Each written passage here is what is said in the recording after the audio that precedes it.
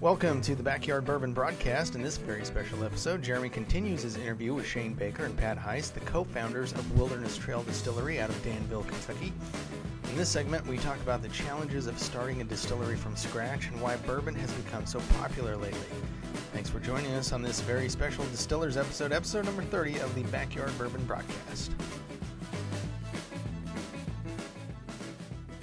Now, what has been the most challenging part of you guys starting your own distillery, and what's been the most rewarding part? Oh, yeah. I'll tell you one of the most rewarding things is now that our bourbon has got some good age on it. I mean, just, getting out there and it's one thing if you've got year-old juice or 2-year-old stuff, but once you get, over 40 years, you can really get a nice cross-section of what you're creating over the years. And, we do a couple different bourbon recipes. We've got rye whiskey that we do.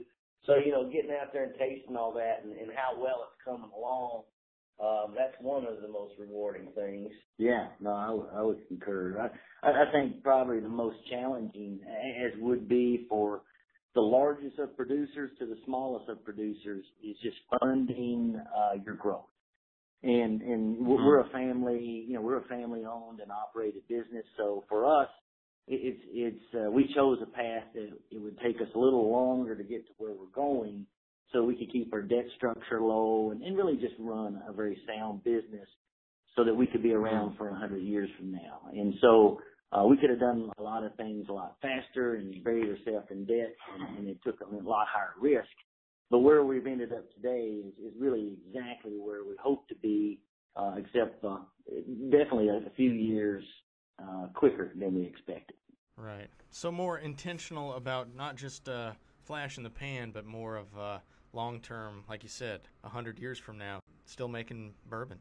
Absolutely. I mean, we came into this, and if you, if you understand or grasp the investment it takes to just get to a 4-year product in the barrel, for example, we're all in.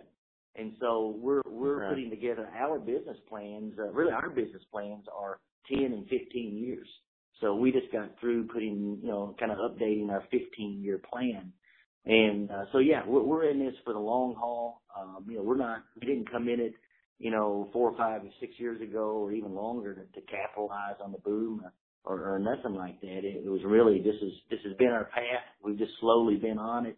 And we're almost to really our pinnacle point of having ultra premium, aged whiskey that we make.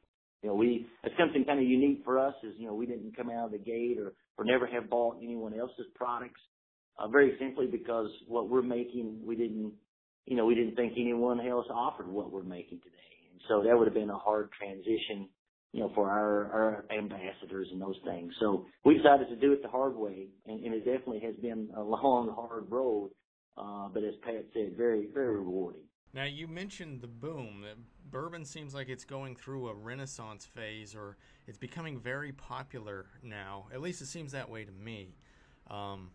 What do you attribute this popularity to, or what this boom? What kind of spurred people to finally start taking notice of bourbon, do you think?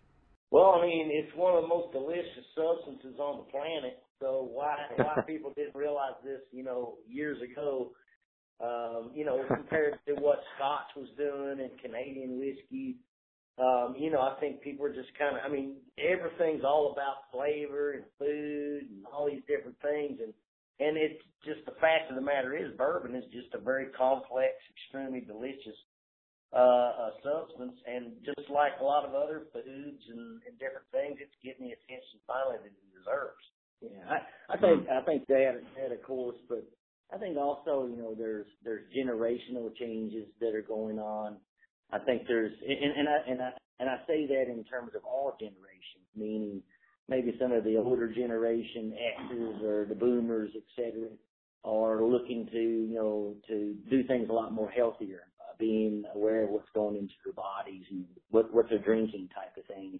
And the same type of movement is going on with the younger culture, except they're more intrigued in it from a standpoint of really respecting the time it takes to make a mature bourbon, the quality that goes into it. And it's kind of one of those nostalgic type of processes that of long ago. We're going back to that farm to table, type of concepts all over the country. So I think bourbon has a stronger connection with a lot more generations today, because we as societies hopefully are starting to kind of respect more around the hard work and the value in things. At least that's my opinion. Well, also, Right. if you look at things like, vodka or gin or rum, with a few exceptions, No romance in there. well, it's hard to trace it back to its origin. I mean, like there's a company that makes it, but bourbon, it actually goes back to a distillery, and at that distillery, there's actually people who are crafting that. The farmers that grew the grain, people that made the barrels, loggers that cut the trees down. I mean, there's so many grassroots, just America, involved in making whiskey, and I think bourbon can only come from the United States. So, there's no outside forces that can influence that other than what we do right here, our native spirit. Oh, right. I listened to an interview with the master distiller from Jack Daniels, and he was saying the exact same thing you guys were saying. With if you were to take vodka, for example, the whole point of vodka is not to give it character. You shouldn't be able to tell where it came from. But bourbon, you're going to know. You can taste the differences in the corn and the sweet or sour mash and the water that it came from, and it's got such character that it really tells its own story of where it came from. Now, your website, speaking of the sweet and sour mash, your website mentions your use of chemical-free steam and using sweet mash rather than sour mash. Tell me why that's important in the making of your bourbon and what that does for your product. Well, we're always striving to improve the flavor. And a lot of times, you're just looking at, what currently exists, and can you remove those, and can you improve on them? And so one thing that, exists all around the world are the use of, for example, boiler chemicals to keep scale down in the boilers, just the whole process of that. And while those are, some of them do not come over into the steam vapor as claimed, et cetera, et cetera, et cetera, at the end of the day, there's chemicals in that process. And so if I were to give you a glass of water and a glass of water with boiler chemicals in it, you automatically would go for the glass of water. So, in a mentality format, we looked to see what we could do. And what we came up with was basically a partnership with Distillers Engineering, who manufactures boilers right here in Danville, Kentucky. And they basically make, let's say for a pharmaceutical grade type of boiler that doesn't require any chemicals for it to operate. And so we're the first in Kentucky to implement that boiler. And basically what we get is just pure steam. So you can taste that coming off the end of our still of, why is it just a little more smoother and cleaner? It's because of the lack of, chemicals in our process. And really the same goes for our sweet mash versus sour mash. A sweet mash really creates a softer distillate. And when you combine that with our infusion mashing techniques, we're just simply able to bring more flavors forward from the grains and the yeast with a smoother, softer finish, even right off of our still, than, let's say, an acidified sour mash. So, sweet mash is very simply we use fresh grains, fresh water, fresh yeast, every time, and we cook that and using a softer cooking technique, as opposed to sour mash, bringing some acidification around from either backset or stillage or a souring bacteria or something like that. So it's really just a difference between bitter and sweet. So our grains our distillate rather is just a softer finish, and so we believe it provides a better tasting spirit.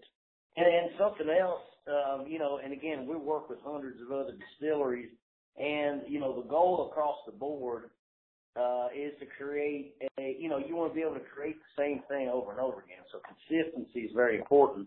And whenever you look at all the different ingredients that go into making whiskey, back set or stillage is one of the that you use to create the sour mash.